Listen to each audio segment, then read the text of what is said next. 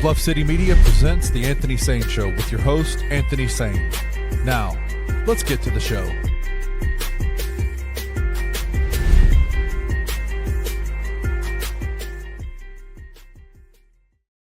What's going on, everybody? Welcome to the Anthony Sain Show. This is, of course, your host, Anthony Sain, here live, man, for the Anthony Sain Show. It is a Wednesday afternoon at 12 p.m., the time that we always launch the show, but we're going live.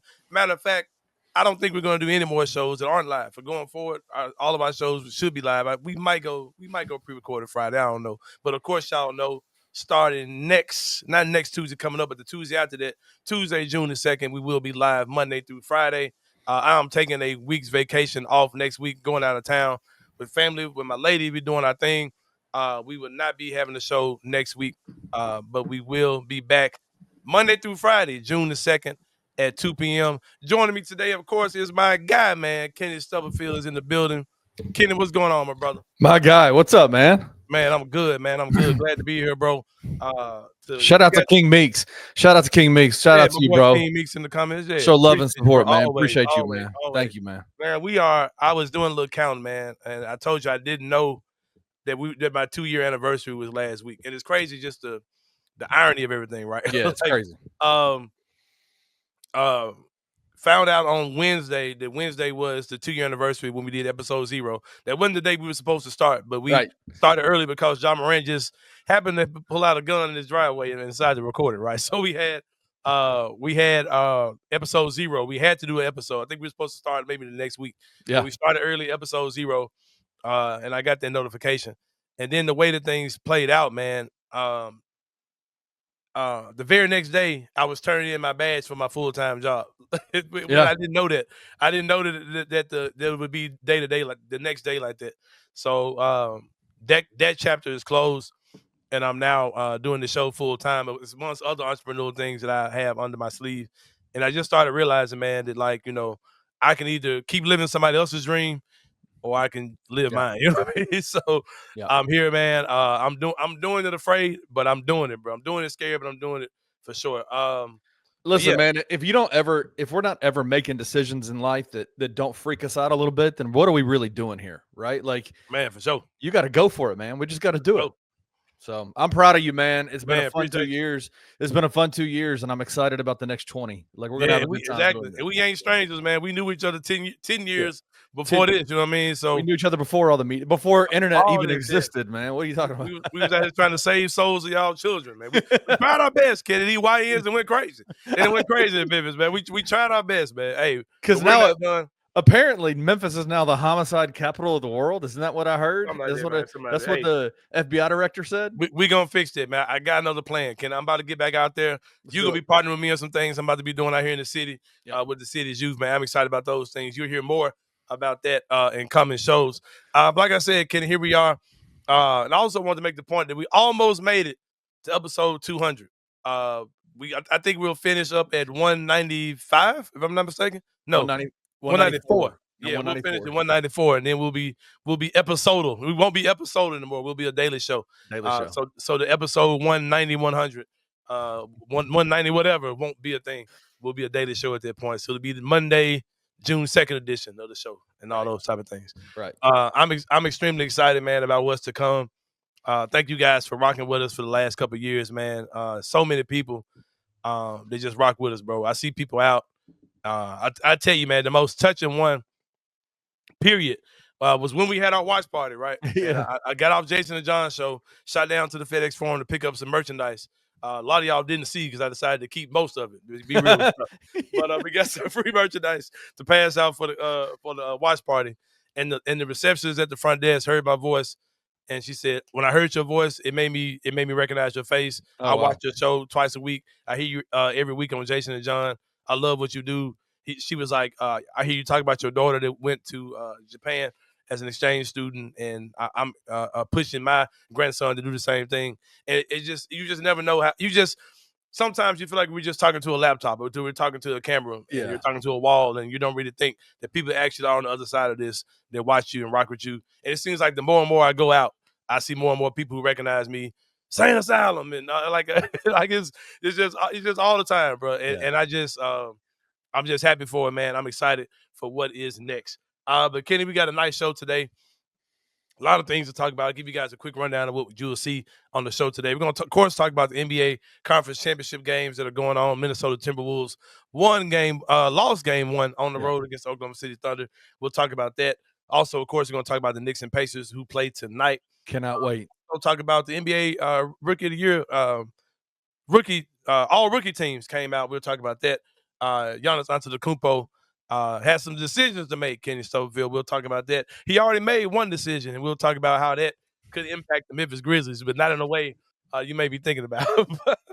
Always got some Tiger basketball stuff with Penny Hardaway getting another a local commitment, Kenny Stubfield. Haven't seen one of those in a while now, as well as maybe one of the biggest and nastiest controversies in sports right now, the fallout between more fallout. Part two, year two, Reese and Caitlin Clark discourse. We'll talk about that and more on the show today. But let's start off with the NBA Conference Championships, Kenny Stubfield. The Minnesota Timberwolves lost. I'm saying that hoping my brother in Minnesota is watching. Yeah, is that why I'm like, why are you saying it like that? OKC wins game one. You're saying, no, Minnesota lost game one. Shout out to Anthony's brother up in Minnesota. Yeah, I'm in Minnesota. But, according to Chris Vernon and according to other people with this narrative, no matter what we saw last night, no matter what we see in this series, the Oklahoma City Thunder cannot win the NBA Finals because history says they won't. I'm a history guy too now. There's a lot of things I've leaned over the history, but not taking it stiff. It cannot happen. but according to Chris Vernon, the only people that can win the championship are the Pacers or Minnesota. So we'll see. We'll see how the whole thing plays out. But the Minnesota Timberwolves lost game one against Oklahoma City Thunder. I've never seen a team that is poised to win a championship that hasn't been like a Steph Curry Golden State or LeBron Heatles or whatever. Or I've never seen a team that looks like they're on their path to the championship that's getting hated on all the way to the finish line like the Thunder are. And it comes from locally, they're getting it here in Memphis. They're getting it nationally, all those type of things. I'm enjoying it because I said people a long time ago, when I saw the way that they beat us by 50 in game one, when they came back on us in when Ja got hurt, and I see the rest of the playoffs, kind of how good these teams, how not too good these teams are. When I saw the way that Minnesota really was playing with their food against the Golden State Warriors, to the point where I started wondering maybe they're not that much better than the Golden State Warriors team without Steph Curry, right? And I see just how some of these playoff series have gone. Oklahoma City Thunder are by far better than everybody. And Denver was close to them. Because they've got the best player in the world and because they're a team full of veteran players who've been there, done that. And because, teams are going to get tight. You'd expect that the Thunder to get tight as the stage increases. But I think they found their swagger. I think they've got their bearings, and they got it out. And outside of thin ass air in Denver, they was beating the hell out of everybody. And I think if it wasn't for the thin ass air in Denver, they would have got them out of there a lot easier than they did as well.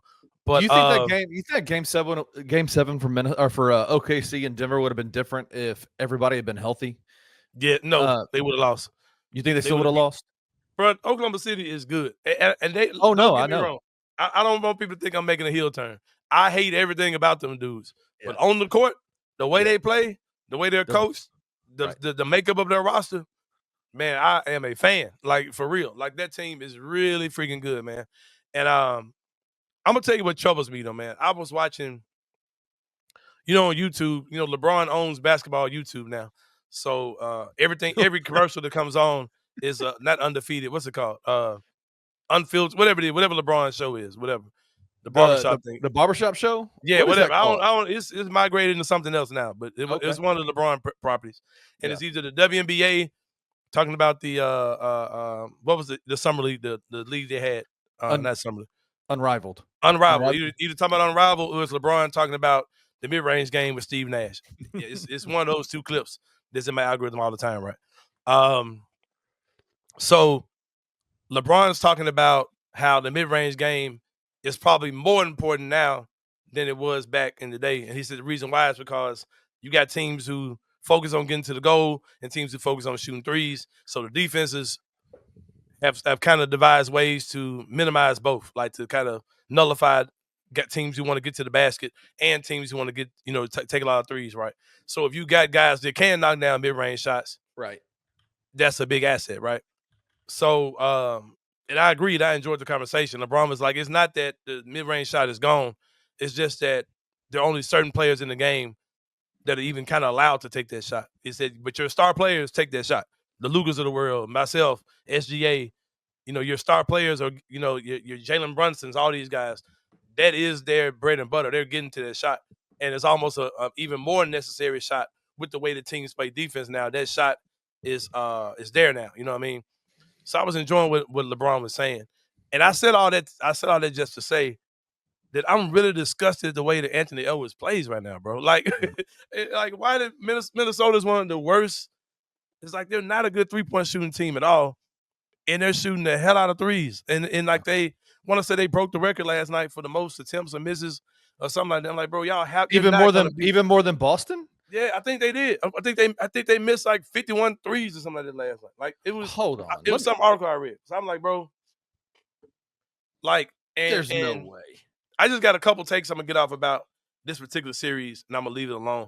I think everybody sounded absolutely crazy.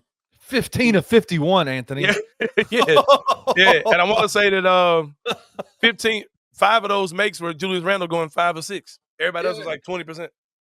Holy hell, that's crazy. That's crazy. Okay, sorry. Yeah, keep going. But I just think this Oklahoma City team is clearly an exception to all rules. Me myself, I tell people, hey man, relax about the Grizzlies. They're young. Teams typically they don't win a championship till they're X amount of age, right? But this Thunder team, man, this is an elite basketball team on both sides of the ball. Oh yeah, and I think you throw all those things, out of the window when it comes down to those type of stats and all those type of things. I'll tell you one more thing that I'm very annoyed with because I am a protector of today's game, right? I start seeing the posts. Oh, this is Jordan 2.0 versus Anthony Edwards 2.0, right? Or Lil Jordan versus Lil Kobe and all these type of things, right? And people, oh man, these dudes ain't nowhere close. So, just don't even go there with these dudes and all that. And I'm like, bro, those dudes aren't Michael Jordan and they're not Kobe Bryant. But those two dudes are good as hell, bro, at a very young age. And they're good at they're good at a lot of stuff, you know what I mean?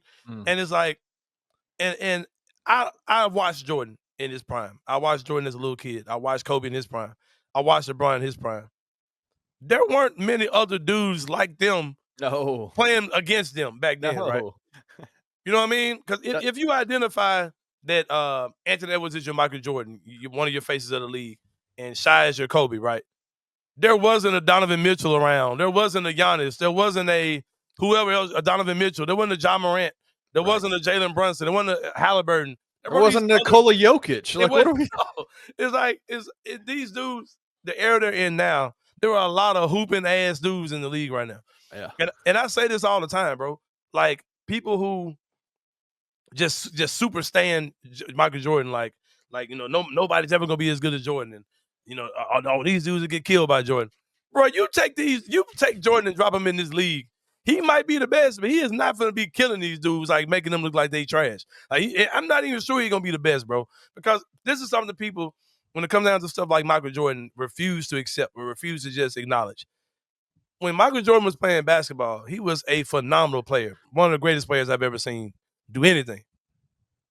The second best player that had his type of skill set, who was in that 6'6", 6'7", athletic wing guy who can kind of check him and all that type of stuff, was his fucking teammate. Yeah. You know what I mean? Yeah. So like it wasn't nobody else, bro. Like right. The amount of dudes in the league, there was no like we talk about how like, oh, what would Giannis look like if you dropped him, in the past, whatever. Like these freak dudes. An alien. Right, Kevin Durant, or what would Wemby look like, right? What would Kyrie Irving look like, man? That man would look like that would outlaw everything that dude is doing. They'd make rules kind of like they did with Shaq. They made rules to kind of stop Shaq's dominance. They would do the same thing to Kyrie. Bro, what would somebody like OG Anunoby look like? What would Julius Randle look like? Right. Back then. These dudes were big and strong like that, can dribble, they can shoot the ball, they can defend. Come on, bro. Like, we create these weird narratives. Let these dudes hoop, man. These dudes are phenomenal basketball players, bro. I remember having a conversation with somebody who said, when I said that Anthony Edwards is as good as Dwayne Wade was at the same age, and this was a few years ago I said this, and he was like, "Oh man, you sound crazy, bro. Just go look at film, bro. Go look at numbers. Like Anthony Edwards was a every level scorer, like at 20 years old, bro. Can shoot threes, mid range, get to the basket, make free throws, defend at a high level. Like man, these dudes are hella good basketball players. SGA, people are saying for all y'all who are knocking SGA, his free throw attempts and all those type of things are no different than the Kobe Bryants of the world, the Michael Jordans. Yeah. And he's doing other things at greater levels than even those guys did. So, man, I'm not the dude who's going to downplay these guys. You're watching two of the better players in the NBA go one-on-one in this series. I think Minnesota about to get packed up real quick, but I do think this is going to be a great series. I don't know, though. I think that you were talking about the three-point shot. Too much discipline, bro. That team's not – they're a bunch of knuckleheads. That team's not – no, they're getting out of here. I do think that if you took the last playoff series, especially Minnesota showing kind of not even just struggling, but just not really putting Golden State away when Steph Curry was out, was really weird to me. Minnesota has the guys, I think, talent-wise, the roster up and down to be able to hang with Oklahoma City.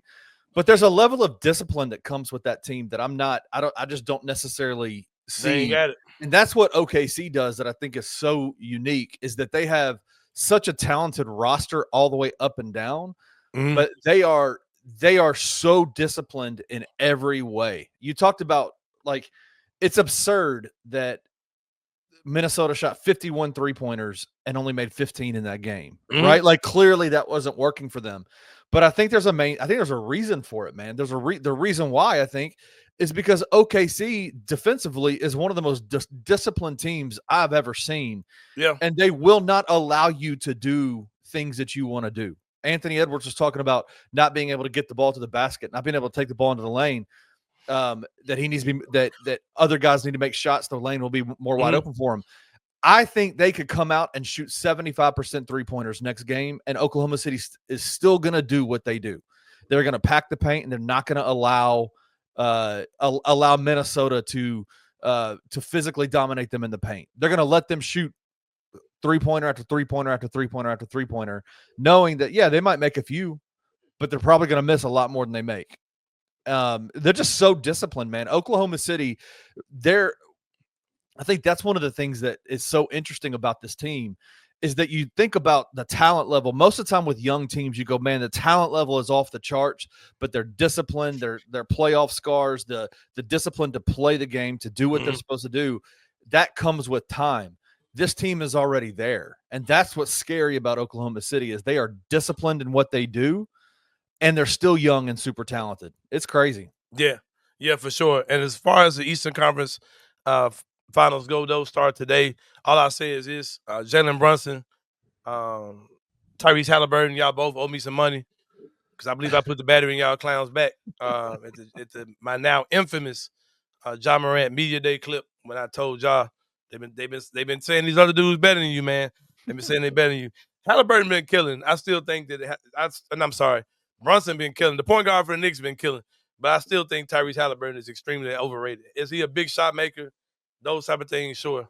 But that dude has had games where he's laid Cadbury bunny eggs in the playoffs, man. And like I think he's a really good player. Don't get me wrong, but I don't think he's in the level of, I don't think when you see the graphic that has the four teams that are left and their best player, he's not on the tier of the other three guys to me, in my opinion. I think that the Knicks win that series. I hope the Knicks win that series. It's so odd that a team like the Knicks, who couldn't beat anybody in the regular season, is definitely look like a juggernaut. And Kenny, I've got a reason to explain all that. I've been wanting to say this for a couple weeks during the playoffs, but I keep forgetting to talk about this. Yeah.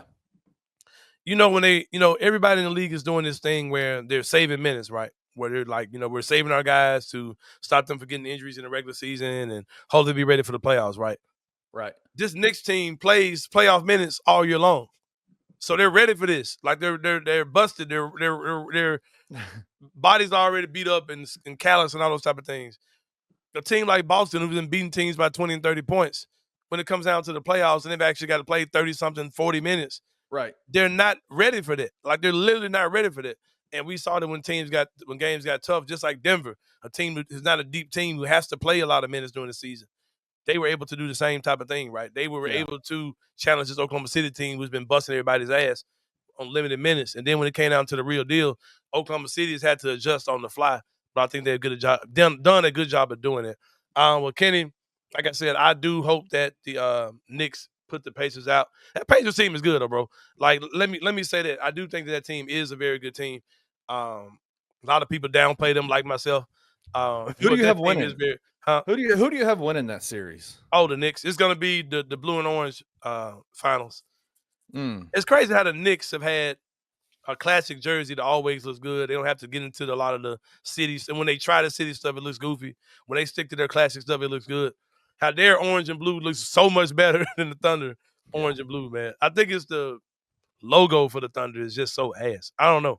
But, yeah, I think it's going to be the Knicks and the Thunder. I think it's going to be a good playoff series, too. That Thunder team is built to challenge those dudes, though, bro. That's crazy because, like you said, that team didn't beat nobody good. They were East Coast us in the regular season. But, yeah, that team is really built to challenge Oklahoma City. But I do think Oklahoma City ultimately, gets them up out of here. It'll be interesting, man. I think I'm picking the Knicks to win the series. But, man, I think the Pacers are going to push them hard. I think they are, too. It's going to be tough. I think they're going to battle their ass. The Pacers' depth and their speed, right? Like, that's going to be one of the things that, again, you talk about Oklahoma City and how they play. They're disciplined and they don't let people take them out of their game plan. What they do, yeah. Indiana's the same way, right? Like, they play with depth and they run. They go nonstop. And they have dogs, Andrew Nembhard, Aaron Nesmith, Pascal Siakam, Tyrese Hallebert. I'm interested to see. I think it's going to be the Knicks. I think it's going to be the Knicks, but I think Indiana is going to play them real tough. Yeah. Shout out to that. Yeah. Well, man, we'll take a break, man. When we come back, we're going to talk some little Grizzly stuff, man. Little Giannis got some decisions to make out here. We'll talk about that and more on the Anthony Sain Show. See you guys in a minute.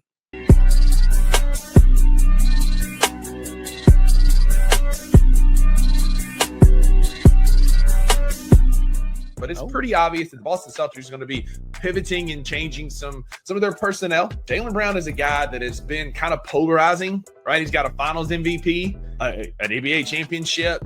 He can score at a high level. He's a better than average defender, but he gets he gets a ton of hate from NBA fans across the league.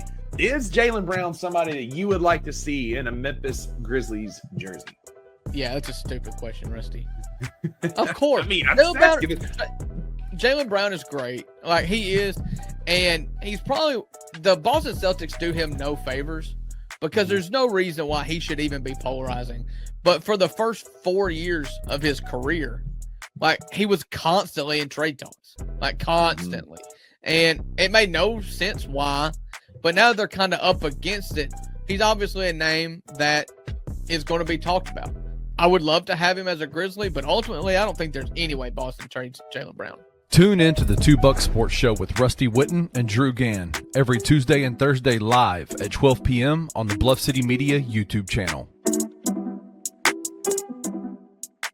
John Calipari could make his return to the city, to FedEx Forum, and it would be his first game against Memphis since he left for Kentucky at the end of the 08-09 season.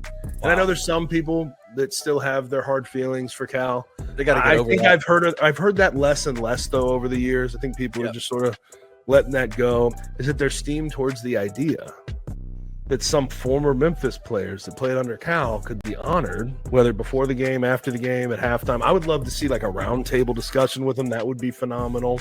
Sounds like John Calipari is putting that as this has to happen for me to sign up my team to come to Memphis and play. From what I understand, he's telling people it's not just that 2008 team, it's everyone. Yeah. Everyone needs to be invited back. Will Memphis do it? I don't know.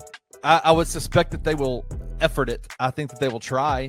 Tune in to On the Bluff with Christian Fowler and Gabe Kuhn every Tuesday at 12 p.m. on the Bluff City Media YouTube channel.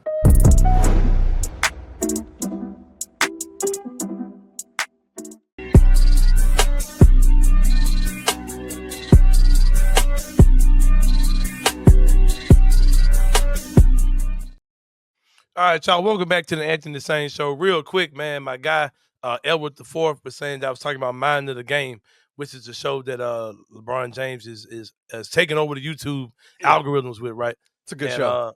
And also the one about I'll tell you, there's another one about the WNBA too, but it's a LeBron show too, I think. But yeah, I think that is what it is. But the part that aggravates me the most, Kenny Stubfield, is that I have AirPods. Right, I got them in my ear right now as we speak, as we record the show, and because of that, they're waterproof. So I get in the shower, I cut a YouTube video on. I might be watching this show or $2 or Chris and them or whoever. Brevin, I might be watching the show, and then this commercial comes on that I can't skip because I'm in the shower, and it's like an hour show that they put in as an ad. So it's like I'm literally forced to listen to this crap while I'm in the shower. But yeah, shout out to LeBron for taking over YouTube. By the way, but yeah, we are back. Right. We are back on the Anthony Sain Show. Again, want to remind you guys, of course, we won't be having the show at all next week. We're having the show Friday. That'll be the last twice a week show we're having. Then we'll start. I'll take a week off to take vacation, also just to get prepared for doing a daily show, which I haven't done in a long time, especially not by myself. And it will be I'm not doing it by myself. It's me and Kid. But this is the Anthony Sain. This is the Anthony Sain Show. What are you talking about? Right. And also, I'll have several guests. I'll have daily guests that will come on. That will be more finalized when the season start back. But you will see a lot more guests on the show as I go daily. But also want to make another announcement for you guys. Kenny Stubfield, I am bringing back a segment that I used to do on the Jason and John Show. The Anthony Sain Show Church Reviews, Kenny Stubfield, will start on June the 2nd. At 2 p.m. when we do the show, it won't open the show with that, but it will be a part of the show that we have every Monday at 2. Some Mondays, because if I do it every Monday, it means I'm going to church every Sunday. I'm letting y'all know right now, that ain't my thing. It ain't my bag. Church going ain't my bag. But for the people, I will go to church often and come back and have a review ready for you guys. It's going to be great. It's going to be all done in love. This is not anything that I'm doing to tear anybody's church down or discourage anybody from going to church. But I'm going to go to church for you to help you decide what church might be the best fit for you and your situation. Kenny, because being a guy who I'm a PK, I've worked in youth ministry, I've served at churches, I worked in the media teams, all these type of things. I know the ins and outs of church and what makes a fire-ass church service, man. I know. Right. I know, kid. I can tell you what's a good church and what's not. And I'm gonna do some full breakdowns. I got my first church. I'll talk to the pastor. He know I'm coming. It's going down. So I'm ready. June the 2nd, our first review will go down. I'm telling you, man, it's gonna be a great segment. That was one of my favorite segments you've done, and I'm excited to bring it to the Anthony Sain Show. It's gonna be fun. Oh, yeah, for sure. And I've had over time, I've had pastors reach out to me, thanking me, like letting me know things like, man, what you said that was kind of critical about my church, I've been pushing that to my people for the longest, and they don't listen. And I'm glad that somebody else had to say it. Or things like, man, that's what you noticed. I'm glad you noticed that because that's something we're intentional about. Like we want people to come in and see that or feel that. And the fact that you picked that up, I appreciate that. Like it's been a lot of feedback, and I hope that it helps somebody find their house of the Lord that they need, man. So I'm excited about that for sure. Kenny Stubfield, speaking of excitement, man, I'm very excited that the Memphis Grizzlies once again have 2 rookies that are on the NBA All-Rookie Team. Jalen Wells and Zach Edey made the All-NBA first team, 3rd time in franchise history that we had 2 rookies on the All-Rookie first team at one time. Of course, the first one was Pau Gasol and Shane Battier. Our very first inaugural season with the Memphis Grizzlies. The second time, John Moran and Brandon Clark did it, 2019-2020 season. And now this year, Jalen Wells and Zach Edey both are named to the All-NBA rookie team. Shout out, man. First team. Shout out to those guys. Yeah. I want to say 4 centers altogether. No, 5 centers. Half of the 10 dudes were centers. And Zach Edey was there in the midst and higher ranked according to the voting than anybody. Him and Alexander Sarr, of course, made the first team. Zach Edey was a finalist for the Rookie of the Year. If I'm not, hold on, was he? No. He beat him in votes though, right? Edey beat Sarr in votes, right? I don't know. I didn't see. All I saw was that Stephon Castle was unanimous. Yeah, but it was Ricochet that was number 3. So I think Edey was either 4th or 5th. Anyway, okay, yeah. Zach Edey the best or second best out of the bigs that were in the draft this year, Yeah. including all the people that thought that he was a bum. Shout out to Zach Edey for proving a lot of people wrong, and he's the guy that I think is going to be a very, very vital part of this season. I think he's the guy that's going to pick up a lot of things that were issues this season. I think he's going to pick those things up and be ready to be an even better center next year. And I think he's going to be a big part of Coach Ichilo's a big part, whatever his offense. Isalo. Who do you think is going to be? I mean, obviously we're extremely excited that Jaylen Wells and Zach Edey made first team all rookie. But in terms of longevity and career and things like that, like Zach Edey and Jaylen Wells, I would say, don't you think their skill set and what they do, what they've shown even in this past season, tells me they probably have a better shot to be pretty influential in a competitive team, in a team that's a contending team moving forward than really anybody else, any other rookie. They'll have long careers, and I think they'll be a big part of making this team good. Poor Stephon Castle feels like, I'm sure he probably feels like, man, it's any day now I'm getting traded for somebody. He probably feels like, man. Yeah, he has to feel that way, right? Like with all the talks and stuff about San Antonio, the only real trade piece that they have that anybody's going to be like really excited about that's attainable is Stephon Castle, right? Like he's probably going to get moved, wouldn't you think? Yeah, for sure. I could definitely see something like that. Yeah. I'm gonna tell you something. I can see. Man, watch Dallas this offseason, man, because they're going to get a point guard, whether it's a Tyus Jones or they're going to do something. Yeah, they're going to do something for sure. So just watch Dallas when it comes down to that type of stuff. I will say this. I'm not going to get too big into this bag, but I think the fact that – I hope this don't come out as a backhanded compliment, but the fact that you had two players that were all-rookie team guys kind of shows you this season was a lot more transitional than it was contending. You know what I mean? Even from the beginning.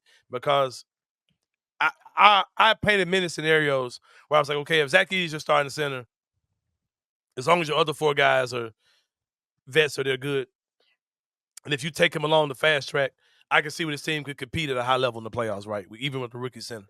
But when 2 out of your 5 guys are rookies and they're all rookie team, even if they're all rookie level team dudes, you're still asking for a lot from those dudes.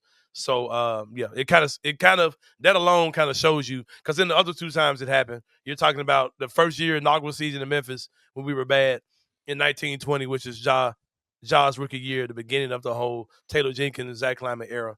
So those are both teams that were building towards something. Right. So it kind of I think we're closer to that than we are a team that's competing for a championship.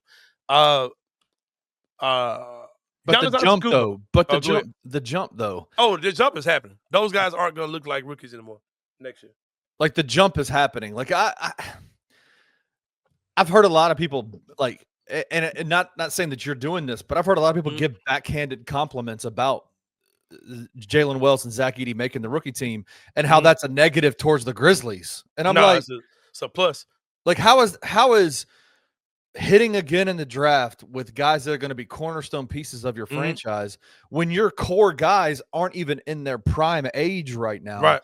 How is having these 2 guys be successful and be named all rookie team? Like I just don't see. I just think we got to get past this idea that last year was an unsuccessful year because they're not still playing in the playoffs right now. Like the Grizzlies, judging by these other teams, man, if we had got some other matchups, I think we would have beat Golden State if we got them in a 7 game. Right. I think we would have got Houston if we played them in a 7 game. Like I think they would have. I think they could have taken Minnesota. Yeah, to be told in a 7 game. Yeah, in a 7 game. Like I just. They're not as far off. You've said this a few weeks ago. They're not as far off as you think, but they also have a lot of growth that they have the potential to do because their guys aren't even in, like their main core guys aren't even in their prime yet, right? Yeah, like, and I don't know. It is funny. Like it's like this idea that the Grizzlies weren't successful last year because they didn't, go. They're not playing in the Western Conference Finals. But hey, shout out! You got 2 new rookies, and it's just like, man, shout out to Jaylen Wells and Zach Edey. But I also would say shout out to Zach Kleiman in the front office for targeting these guys, getting them in, and helping develop them into what they're going to be. Because this next season, I think the Zach Edey jump, I think the Jalen Wells jump is going to be wild this year. Yeah, honestly. I think both of those guys are going to be really good. I think we'll see, a lot of growth from those guys starting next season for sure. Now, Kenny Stubfield, Giannis Antetokounmpo has a big decision to make. I don't really have much on this. Does he? Right. The more and more I look at this, bro, the more I feel like Giannis might just be playing around. Shout out to Pat Beverly, who said that. He said, man, I'm telling y'all, Giannis ain't going nowhere. He's trolling. And I've said this for a while. Giannis Antetokounmpo comes off like the type of dude who could surprise everybody, be like, man, you know what? I won a championship here. I've raised my family here. I ain't going nowhere. I don't think that's the case. I do think that there's probably some level of want to get the hell up out of here with Giannis. That sound like a last name. Giannis want to get the hell up out of here. It actually flew. It actually felt good. Yeah, man. But I'm not sure. I'm not sure how the whole thing is gonna go. They said midweek. Today is as midweek as it gets. So hopefully we hear something. Some breaking news as far as that goes with Giannis. Wait, who said midweek? That's what the report was. He's supposed to meet with the team midweek. Oh. Yeah, he's supposed to meet with the team next week, midweek, this week to discuss, the future or whatever. That's what the report was coming out. So you think let me ask you this. I've heard people say you said this, respectfully demanded a trade. Do you stand on that, or do you think that he's willing? You think he's gonna be in Milwaukee next year, or think he's gonna be traded? Well, I don't think I said that he's already asked for one. I'm saying that if he was to do it, he would go about doing it. The way that he did it, some of the conversations that he has is like, you mean because that's another thing too. He hadn't really said anything. Like, we've heard reports saying that he's open to possibly going somewhere else. I mean, that's not really saying that he's acting out or that he wants to be traded. Like, that's not. But that's the most way he's gonna do it. Giannis he's not gonna do anything to make himself look crazy, bro. He's not gonna burn his cover because he's a lunatic. He's not gonna burn his cover. One of the reasons why I say he's a lunatic, Kenny Stubfield, is because I can't remember who interviewed him, but there was an interview with Giannis Antetokounmpo where they asked him if him and 4 other NBA players had to fight a gorilla, Kenny Stubfield, who would his 4 guys be?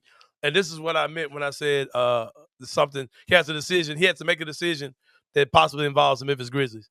It wasn't about getting traded. It was about this. He named his 4 guys, Kenny Stubfield. Have you seen this list? You know who the guys are? I did see the list, yes. Okay. The list is, for those who haven't seen it, Nikola Jokic, Steven Adams, Ivica Zubac, and Memphis Grizzlies' own Zach Edey was also named on that list, Kenny Stubfield, as the guys that Giannis Antetokounmpo would go into a fight with a gorilla. For some reason, I think just because Giannis is on that team, they might win. I think it's strictly because Giannis. Because I think Giannis got hands. I don't know nobody else, but I think Giannis Antetokounmpo, he's not a throwback guy like the Zach Randolphs of the world, but I've always thought Giannis could fight. Like, I've always thought he could scrap. But there is an omission.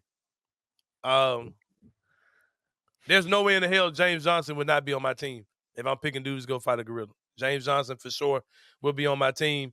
And just be honest with you, Ivica Zubac, you look too much like Marcus All. I doubt you can fight. You getting off my team, man. Yeah, that's the one.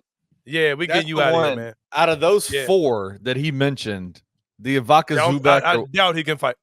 Yeah, that made me go a little bit. But do we know James Johnson can fight for real? Yeah, bro, he can scrap. Have you seen them videos where they're saying that they think he might be lying? Like, all the stuff he said about being a MMA fighter might not even be true. Martial artist, all that kind of stuff. Yeah, they'll say that dude might just be straight lying.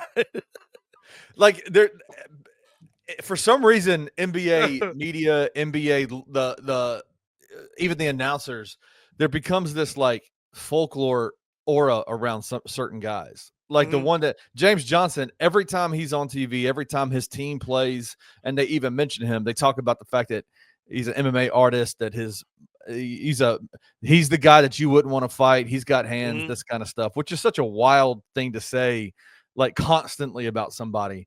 But the one that I remember the most was David West. You remember David West, man, when he was in the league? Yeah, David West had hands, bro. You think so? You think he didn't? I don't know. Now, I'm gonna tell you, hold on. I'm gonna tell you who I think had paws for real. What was the dude name that played for the Clippers that year that they put us out, that was getting on the rebounds? He was bald head. And then the Knicks had another one that looked like a fake version of him. Looked like a Temu version. God, Reggie Evans. Reggie Evans, bro. I think he had hands. I think the fake one would play for the Knicks had hands. Of course, Zebo. Tony probably can scrap. Yeah, Tony can scrap. Who else had just straight up paws in the league? I'm gonna tell you somebody who people used to call a fake thug, but I think he had hands. When he got to a boxing match, he got his little ass knocked out. But I think Nate Robinson. I think Nate can scrap, bro. You know, I think Ron Artest can scrap. Steven Jackson probably had paws. Matt Barnes probably could scrap. The person that I saw, because I need to see it. I need to see it happen, right? Like I need to see somebody fight, and like how would we see that, bro? NBA well, players no, will be fighting. well, that's what I'm saying. Like that's my whole point. But we talking straight assumptions, though. You know who I think has hands? Because I've seen him hit. I've seen him knock. I've seen him throw him in a game. Who? Serge Ibaka, I think, had hands. Oh yeah, Serge can scrap. Yeah. You know who else I've seen throw a punch that I think was pretty wild? I think Draymond Green's got hands for real. Bro, we talk about Draymond. I bet you Draymond can beat somebody's ass, bro. You saw him do it to Jordan Poole. Bro, that punch he threw at Jordan Poole had very serious intentions behind it. Yeah. Like it was nice. Like it looked good. Yeah. We talk bad about Draymond. I think he's a sucker either punching down on somebody like that. But I think if Draymond had to scrap, Draymond could get somebody up off his ass for sure. Just because they're big, the bigger guys, like I think Zach is the kind of guy that could go in and just move folks around. Can he throw hands? I don't know. I don't know. Anyway, yeah, but I like that list though. I think Zach can scrap though. I think Zach Edey type of dude to keep a knife on him though. For real. No, that's the point. That's the thing. Is like there's a difference between being able to throw hands and being able to hurt people, right? Yeah, like, I think he's crazy. I think for a lot of dudes, there's a mental block, right? Like how do you go from like being calm, cool, collected dude to like I am able and willing to hurt you, right? Like that's where the whole you do that? Zach Edey's the kind of guy that I feel like there's that mental block isn't there. Like he will go from being I'm cool, I'm calm to okay, I'm gonna shiv you with a 0 to 100 blade, right? Yeah, and also like people talk about this whole gorilla versus 100 people thing. Me and Chris Ingram were talking about this, and Chris was like, "Man, I'm sorry, bro. Chris, I'm sorry. You know, like Chris was, I'm sorry." He was like, "Man, I'm sorry, bro. I think 100 scrapping men could whoop a gorilla, right?" Absolutely. Hell no, y'all crazy. Absolutely. Y'all crazy. You saying I'm wrong, or you saying that you? I think 100 dudes. I think 40 might die, but I think 100 dudes can kill that gorilla with their hands. Yes, absolutely. Hey, bro, I'm gonna tell you why I disagree with you. Okay. And we're gonna wrap this up. We're gonna talk about. We got some penny stuff to talk about. I might do that after the break. But matter of fact, yeah, we'll do the penny stuff after the break. We'll wrap this up. The difference between us and the people in the gorilla, bro, is that gorilla fight or flight don't really exist like that. Like once we either take a lick or see somebody else take that lick, the hoe gonna come at us, bro. We gonna be like, all right, bro, I'm through. We gonna be trying to get away from that junk. You understand what I'm saying? Yeah. But that gorilla, man, even if you beating his ass, he gonna fight till you dead, bro. Like, you know what I'm saying? You literally got to kill him for him to stop wanting to fight, bro. You know what I'm saying? I just think that I know we want to get off this, but I just think if you were to like it'd be all about how many dudes are you willing to give up to subdue that gorilla? Like go for the legs, go for the arms, go for the neck, then you gouge out. I mean, come on, man. Like there's a way to do it. Sure. First of all, we're not talking about King Kong. The thing is only so big. Right. So if you talking about jumping them, it's only a certain amount of y'all that can jump this thing, right? Ain't like gonna be 100 motherfuckers that jumped on the goddamn grill. No, I know. That's why I think you go in waves, right? You got to be smart. You got that thing is not gonna stop, bro. That man club somebody one good goddamn time. 50 motherfuckers finna stop on the fight. No, I know. Let me be the first one in the. Let me be the first one to run in there. We ain't got that man got animal instinct, man. He gonna fight till all y'all dead, bro. I'm telling you. I don't know, man. I don't know. 100 dudes? Man, that man gonna kill all them folks, bro. We ain't got no animal instinct like that. we gonna turn into a bitch. You get clubbed one good time, somebody get hit in their goddamn side. Oh shit, this motherfucker hitting hard on the motherfucker. We all gonna bitch out. We're gonna be dead. It's gonna be that fear factor gonna come in. We're gonna be dead. Fool. That's a fucking animal, bro. That's not no human being, bro. Ain't nobody trying to talk tough to impress no woman. There's somebody just like gorilla gonna fuck you up, bro.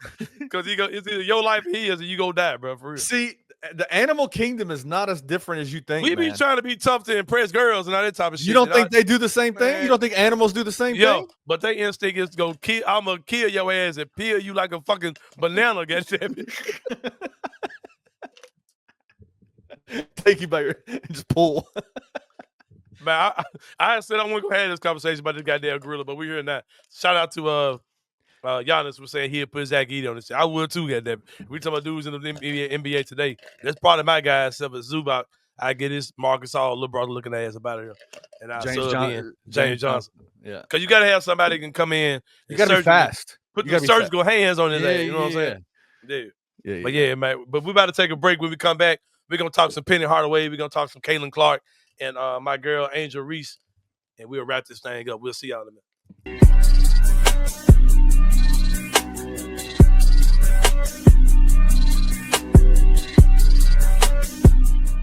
Even though New York is the higher seed and will be a favorite, Indiana is more a favorite than New York.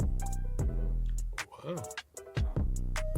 So if we're picking the series, would you pick Indiana? I'll pick Indiana. I'm picking the Knicks. I'm gonna pick the Knicks. Kenny, you got the Knicks? Knicks. All right. Yeah.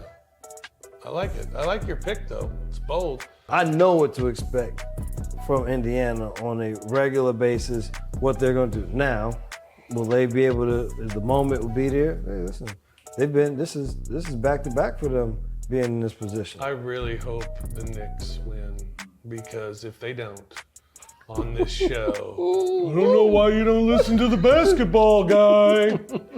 Never played the game before. I mean, whoop-de-doo. Good for you, dude. Tune in to the Night Court Podcast with your hosts, Rob Fisher and Brevin Knight, on the Bluff City Media YouTube channel.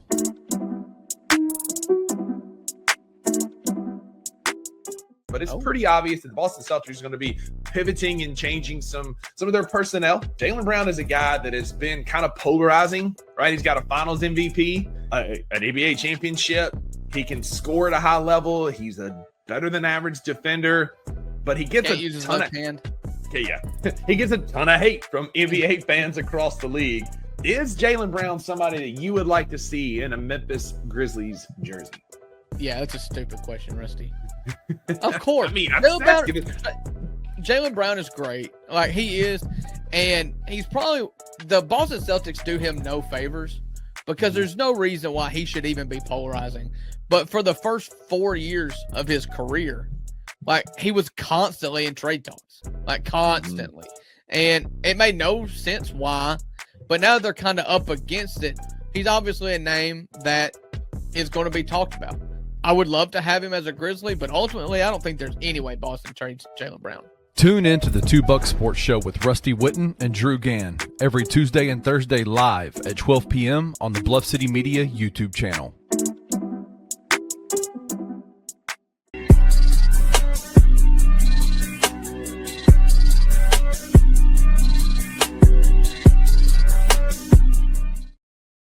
All right. What's going on, y'all? Welcome back to the Anthony Sain Show.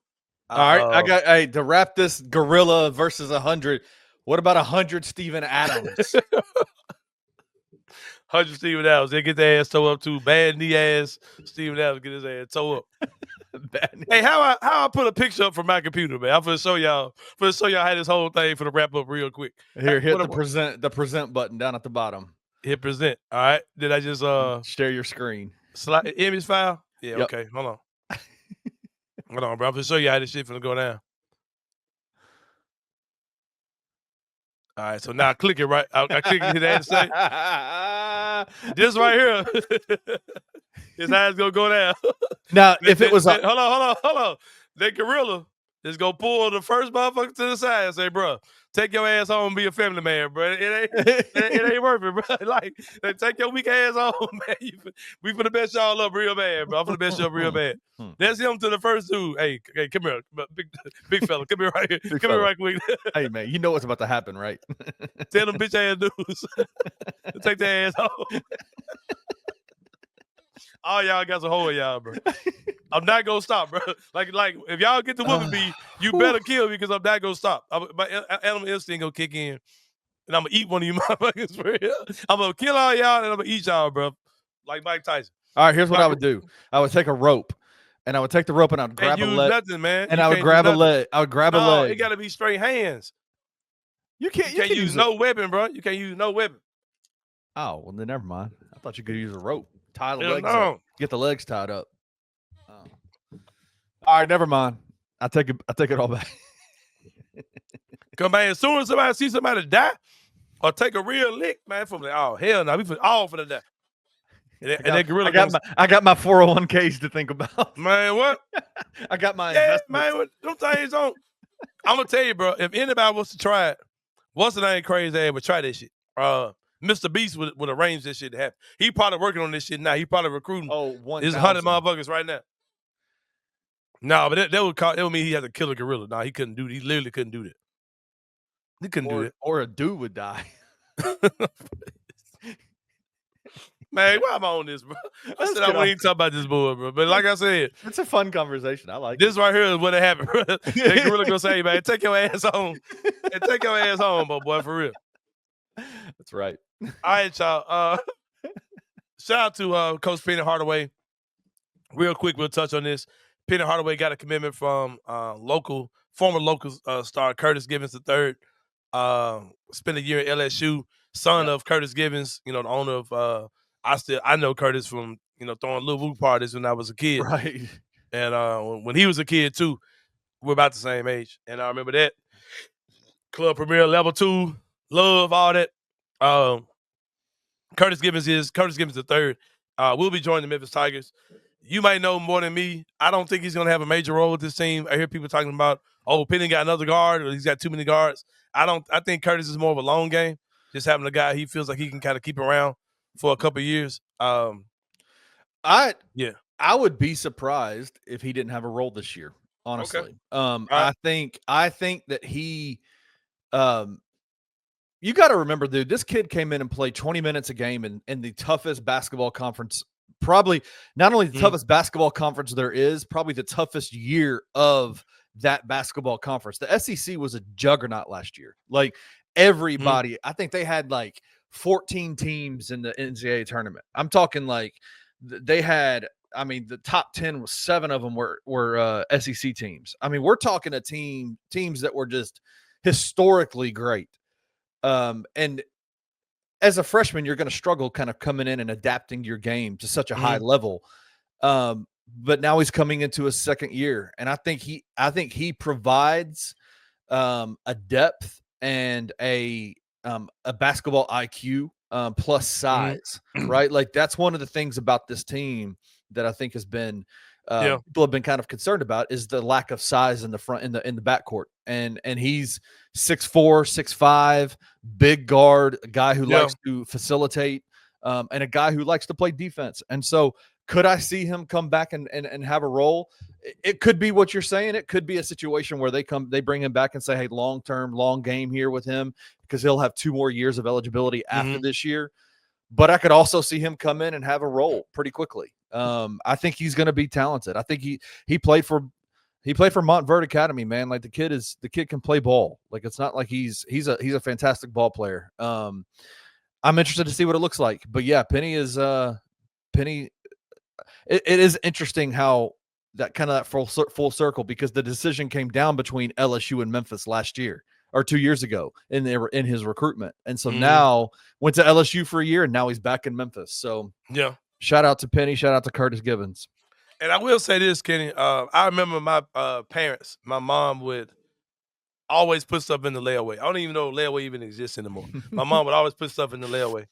And oftentimes with the layaway, it would go in the layaway. Then they would, you only hold it for so long. Then you would have to, they would put it back in stock, right? So I think a strategy that my mom had was, I can't confirm this. My mom's not here anymore to confirm, but I think a strategy that my mom had was she would put stuff in the layaway, then they would take it off the shelf in like maybe 90 days, right? Then they would put it back into rotation of the store. By that time, that item very well might be on sale or out of season. Right. So, and if it was out of season, it would hang around, leave it a little bit longer, and then it would ultimately go on sale. Shout out to Penny Hardaway for putting Memphis players and putting freshmen all together in the layaway. I think that this strategy he has is very sound, where he doesn't spend money on freshmen with NIL dollars, and he lets those guys go somewhere. Right. And I guarantee you, the NIL money that Curtis Givens got, I don't know. This is Memphis, so I don't want anybody to sound like I'm hating, or that I don't think he's a good player. But I guarantee you the amount that he's paying him now is not the figure that was being presented to him Curtis Givens III's freshman season coming out of high school. I'm sure he was the agreement was much higher than it is now for what Penny is probably paying him now. And I've heard some crazy stuff about, I was watching Gary's show. Shout out to me for being the actual media member that admits to watching other people's shows. That's all I'm saying as far as that goes. But I was watching Gary's show. Follow the leader, man. Yeah, I was watching Gary's show, and he was saying about how there's something crazy coming to NCAA where they're trying to limit the amount of money these guys can make or something like that. I'm gonna do some research in the next couple of days. I really want to dig into that on Friday's show for sure. To talk about that whole thing, because the way he said it, this NIL shit is about to get crazy, going in the other direction, like possibly, where it might be a lot of legal stuff going on for sure. But shout out to Penny Hardaway, shout out to Curtis Givens. I ain't gonna lie, no matter how good a Memphis team is, if you got a Memphis kid out there who's on the court and contributing, it hits even that much more. So I hope Curtis Givens can come in and be a big part, hopefully, for Penny Hardaway. Kenny, we will wrap the show up with a quasi-serious discussion, but it really won't be.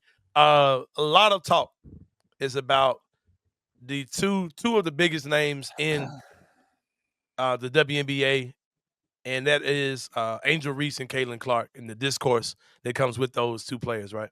I made a lot of statements when it comes down to this. I made a lot of takes when it comes down to these two ladies and the part they play in the WNBA and basketball in general, women's sports, and also how they will how I've seen this before, Kenny, and how a lot of the negative discourse, no matter how nasty it is, ultimately is still contributing to the WNBA.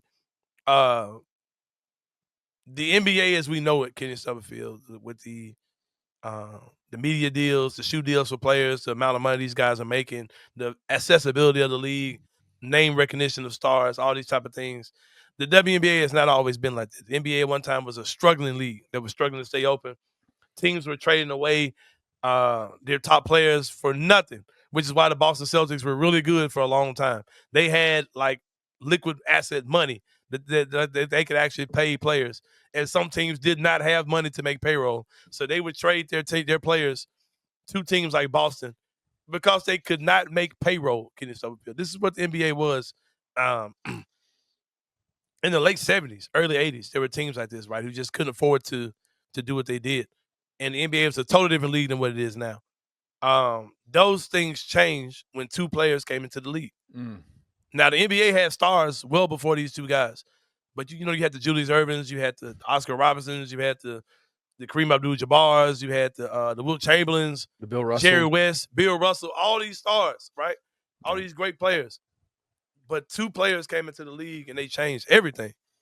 Those stars that they had in the NBA, you were watching those guys on tape delay, like you were watching some syndicated television show. You weren't watching these games live. Like there was no reason to put NBA games on live TV. Imagine that, Kenny. Like, the NBA we have today, like there's no need to try to even put the time and effort in. Just record it and we'll show it after the nightly news tonight. So you know what I mean? It was that's what the NBA was before Magic Johnson and Larry Bird came into the game. And these two guys were great players on the court, had a little rivalry that kind of started in college. And it boiled over and got extremely crazy in the NBA. If you go back and talk to people back then, they'll tell you, man, yeah, it was nasty. It was racially nasty. Shows like Winning Time touched on it, and they probably exaggerated some things, but some of the stuff they probably did not have to exaggerate. Things were nasty racially. Shame on you for thinking that racism got better. It's gotten worse in 2025. It did not. But there are some people who think that racism started around 2016, 2016, where police brutality was getting recorded and all these type of things. No, it's breaking news. Breaking news, yeah. It's not a new concept, right? So, but those two men, and for people who don't think that what I'm saying is true, if you we talk about people who are bandwagon Laker fans, right? Who come to the Lakers game, they got this fresh LeBron James jersey that still smells like the mall or has creases in it, right? Or whatever. They had this brand new Lakers t-shirt and all these bandwagon fans. There are a lot of legit Laker fans in the South, and there are a lot of legit Laker fans in Memphis. There are a lot of black Laker fans because at one time the NBA was split between all the white people like Boston, all the black people like the Lakers, and it's just kind of how it was. I remember as a kid, my dad was a Celtics fan because they had a black coach in K.C. Jones. But my dad would say, it ain't many of us. Like, I just like them because they got a black coach, but they are not the black people team. I remember my dad telling me that as a kid, right? And there are people to this day who are Laker fans because of that racial divide of black people like the Lakers, white people like Boston. We like Boston because of Larry Bird. We like the Lakers because of Magic Johnson. And that was the most that rivalry that is the biggest rivalry in sports was born by something that had a lot of racial elements, a lot of racial undertones to it, Kenny Stubfield. And I think that anyone who says that there aren't any bias on either side of this conversation are absolutely silly. I've seen some egregious things coming from people on the Caitlin Clark side. I've seen some wild things coming from black people as well on the Angel Reese side. I'm a fan of basketball. I like Caitlin Clark's game. I love Angel Reese. Her game is not aesthetically pleasing. She shoots at the basket at a low percentage. She gets a lot of rebounds, even though numbers say, don't get it twisted. Numbers do say that even if you took away the rebounds, she's getting on her own basket. She still leads the league in offensive rebounding, which is a crazy number. That if you take away shots off her own basket, she's still beating everybody else. She is a high-level rebounder. She's a high-level defender. She's a big, ladies and gentlemen. She's not – it's like comparing Anthony Edwards to Gobert. You know what I mean? It's not, they're two totally different players, but she's really freaking good, bro. She's really freaking good. But I get it. I get all those things. But I'll fast forward that to say that don't get it twisted. All the ignorance, all the evil, all the hate, that shit is good for business. I don't care. There's a reason why this was the first game of the season, right? Like, I mean, and they knew it was going to happen. They knew this stuff. If you watch the replays, it's coincidence, though, man. It's coincidence. They didn't. No, it's clear. They are okay with this because it's got people talking about this. I've never had any WNBA conversation at this length outside of talking about Angel Reese and Caitlin Clark. Never. Right. And I think that Asia Wilson's a great player. I think there are a lot of great players in the league. Asia Wilson has a shoe that cannot stay on the shelves. They're selling out in moments online, right? And it looks awesome. By the way, that shoe incredible. Is incredible. Clean as hell. Yes. And but still, man, she's not a bigger name than Angel Reese, who's not nearly as good of a player as her, and Caitlin Clark, who's just got in the league. And that's just the way it is, bro. And people are saying, well, Angel didn't deserve this much attention because she's not that good. Bro, attention is what attention is, bro. She's super marketable, man. Like, she's a big deal. Man. Yep. She's a big deal, man. She's a loud, lipstick popping, eyelashes wearing, sexy, curvaceous woman that's a women's volleyball. I mean, hey, that porn dog in me started coming out. That's a WNBA player, and she has mass appeal, man. She has mass appeal. And whether her game on the court matches or not, it don't matter. And it ain't like she's a bum. She's still a very good player. But I'm telling you, the WNBA is well aware of what's going on. And yeah, they're gonna do sanctions and fines and try to get people kicked out of games, all those type of things for some of the the racist things that are said towards Angel Reese and just some of the ignorant stuff that happens towards her. But don't get it twisted and think that these type of things are not good for business, bro. They are. They absolutely are good for business because it's going to create these type of conversations. It's going to keep people tuned in, and they're ultimately going to see the product. They're going to see how good these two ladies are, how good the rest of the league is. Yeah. But the part to me that is absolutely crazy, aside from that whole thing, is the conversation, the discourse between my dog, my GOAT, one of my favorite media members of all time, Ryan Clark, and RG3, who is a absolute clown, absolute buffoon. I'll give you a summation of this, Kenny. You said that you haven't really seen this and don't know what's going on. Well, Ryan Clark, I watched a little Go bit ahead. of it this morning, and Okay. I watched a little bit of it this morning, and it just did you feels see the clip I sent you guys in the group chat a few days ago? You saw that? yes, Okay. I did. It feels As like a white man married to a white woman, were you offended by the things that Ryan Clark said? no, I refuse to take offense at anything Mm. that comes from people who have or who have different experiences than I do. I'm at the point where I'm just like it. I don't have a shared experience that a guy like Ryan Clark has, or somebody who I don't have that shared experience. So for me, it's like I'm good. Like I don't have an opinion on what he's saying because number one, I'm not a black woman. I don't know. I don't know what the black woman experience is in the United States of America. Yeah. I try to listen to people and hear what they have to say, but I'm not going to form an opinion about it, like to disagree with him. I don't have an opinion in that regard. Well, I'll say this: as far as there's a major thing that he said that's causing a lot of conversation. A lot of people are really discussing this one thing that he said, and I'll say this: everyone has a preference of what they like. Me personally, I prefer black women. I prefer curvy women. I like women with not with a lot going on. That's my thing, right? But I don't. But if another man likes a skinny woman, or he likes a white woman, or he likes an Asian woman, or whatever, he likes an older woman, or he likes whatever, that's you, bro. You do what you do. But the thing with guys like RG3, and I'm glad that Ryan Clark called this out. There's a difference between a guy who is attracted to a white woman and a guy who just hates black women. And RG3 rides a weirdo line when it comes down to those type of things. Where, and Ryan Clark was like, if you listen to him talk, this is the same guy who he gives his woman value because of the color of her skin and not because of actually who she is as a wife.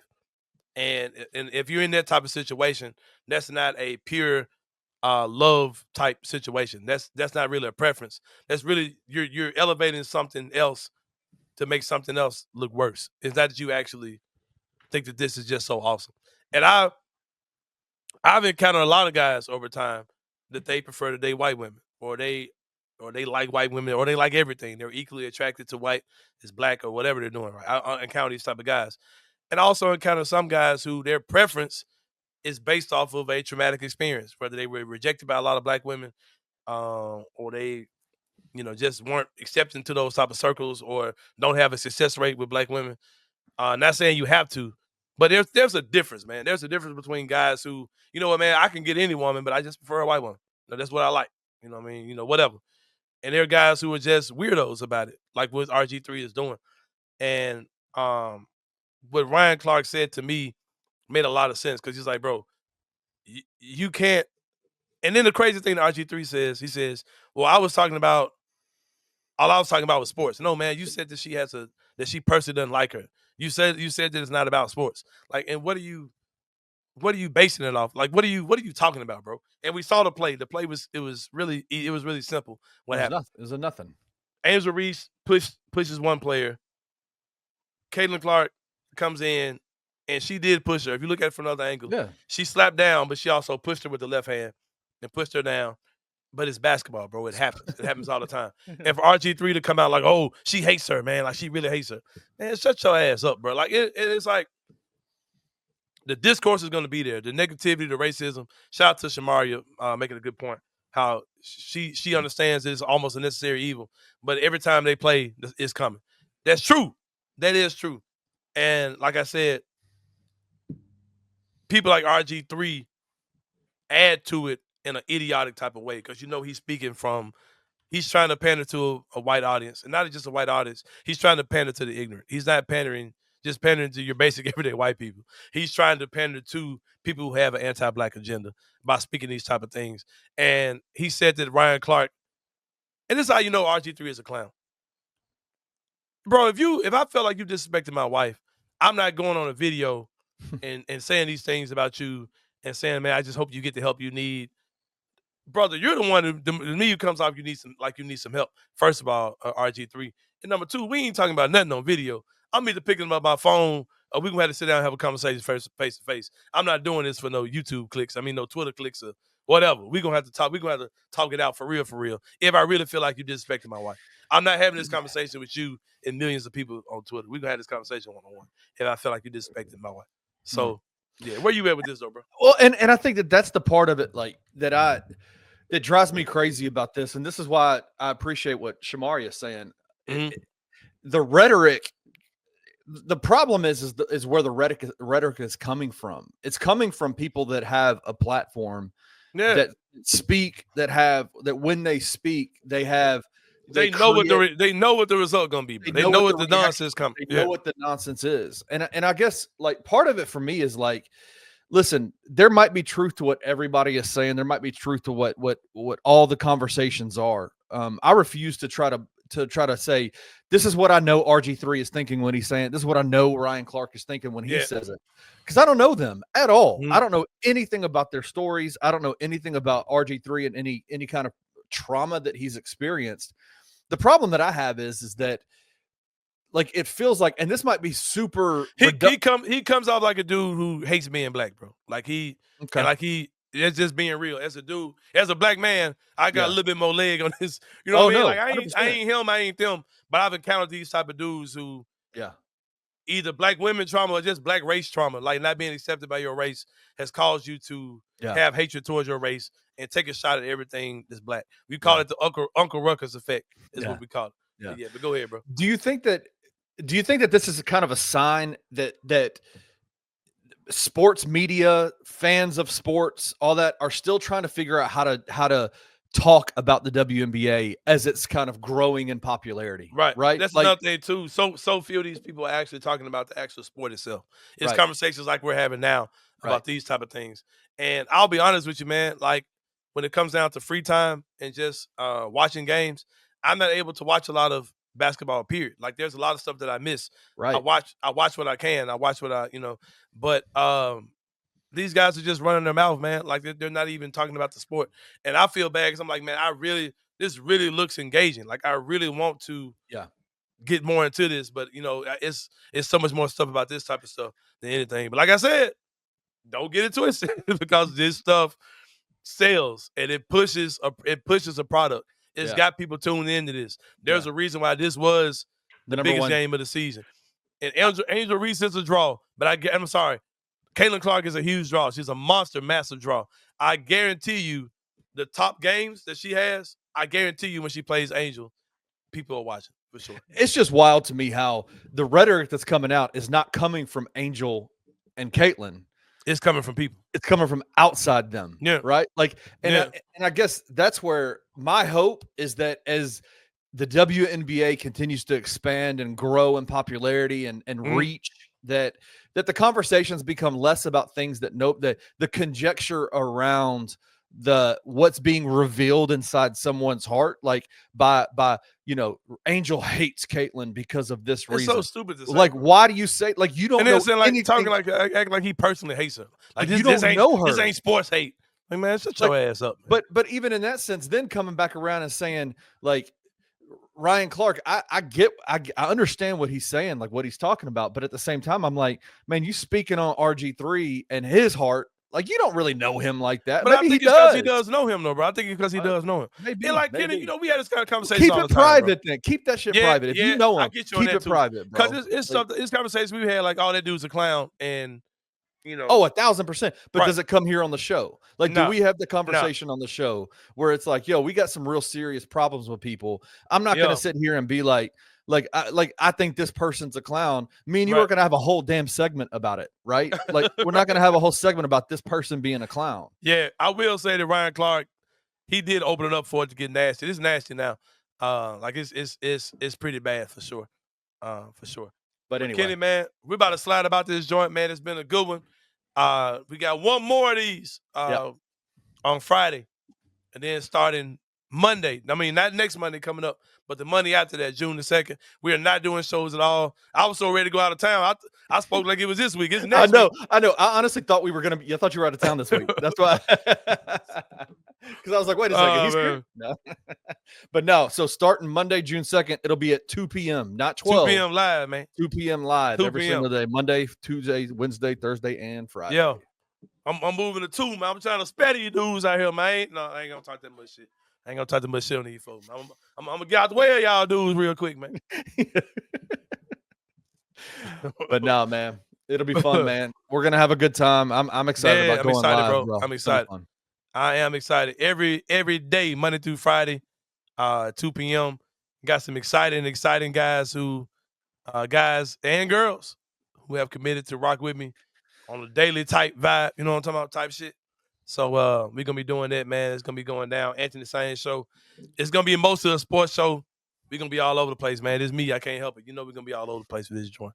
But I'm excited about that. But we about to slide about it here. We will see y'all Friday again live at 12 noon. This is Anthony Sain show. We'll see you next time, and we out. Thank you for listening to the Anthony Sain Show. If you enjoyed this episode, leave a rating and a review wherever you download your podcasts. Also, like and subscribe to Bluff City Media's YouTube page.